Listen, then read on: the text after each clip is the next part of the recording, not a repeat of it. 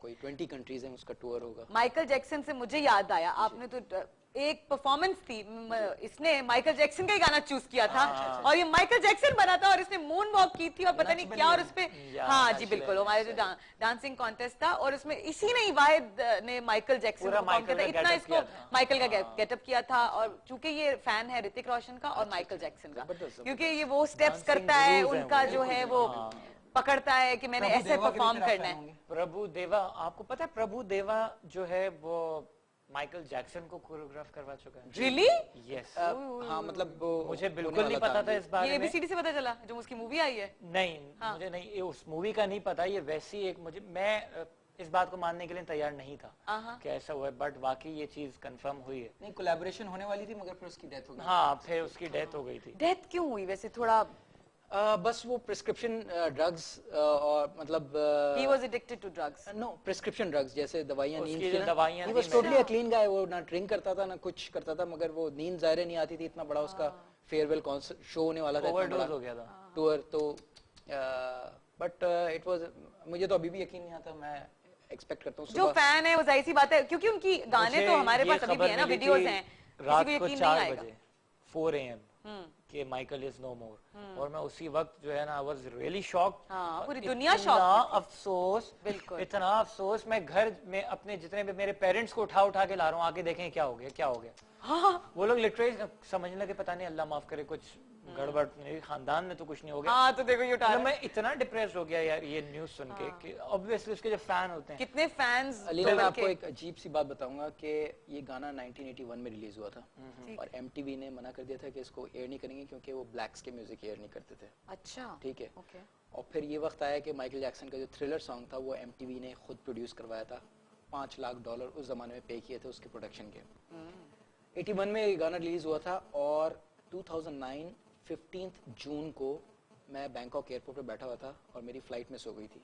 तो मैंने कहा यार अभी कराची जाएंगे, वहाँ क्या काम करना है, कोई इंटरेस्टिंग चीज करते हैं। तो मैंने कहा इसको रॉक में करता हूँ मैं। ओके। और मैंने किया है यूट्यूब पे अपलोड किया उसका वीडियो, और 29 जून को उसी महीने 15 दिन बाद माइकल जैक्सन का डेथ हो गई। और अमेरिकन एक बैंड है, उसने कहा, उसने मैसेज छोड़ा यूट्यूब पे कि अगर माइकल जैक्सन आज जिंदा होता तो he would have been really proud of it, है ना। एंड मेरे लिए इससे बड़ी अचीवमेंट नहीं है कि मैं तो कहता हूँ I am greatest fan of Michael Jackson. और मेरा ये एल्बम, ट्रिब्यूट एल्बम जो है, I hope it will do some justice to what is worth. इंशाल्लाह, why not, we all are with you. भाई इनके एल्बम बिग शॉट। नहीं Bryan Adams, Michael Jackson, मजा आ गया अभी आपसे मिलकर, हमने तो इन सबसे मिल लिया। नहीं। अच्छा जी, हमारे प्रोग्राम का अब टाइम खत्म हो रहा है और बहुत मुझे मजा आया आपसे इंटरव्यू करके। और मैंने कम तो नहीं बोला, आप कह रही थी कि खामोश बैठे। आपने तो मुझे खामोश करा दिया, इतना बोला यार। अब मेरा भी इंटरव्यू ले लो ज्यादा।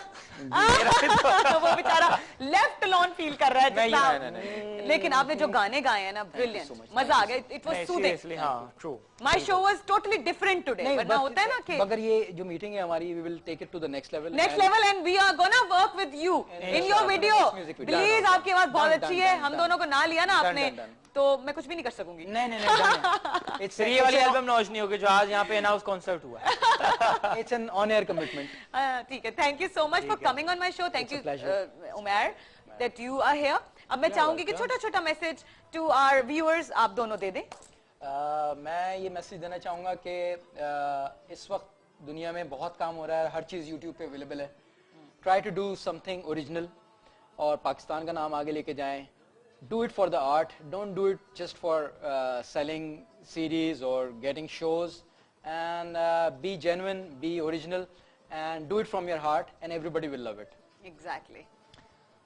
छोटा सा मैसेज है कि जिस तरीके के हालात हो रहे हैं आजकल, we are living in this country, so I'll say just spread love as it's really rare to find. Yes. बहुत कम मिलता है, हर कोई एक दूसरे से हेट्रेड, लड़ाई झगड़ा एंड एवरीथिंग। और आर्ट एक बड़ा एक मीडियम है, बस आप हर किसी से अच्छे से मिलो, give respect, take respect, that's it.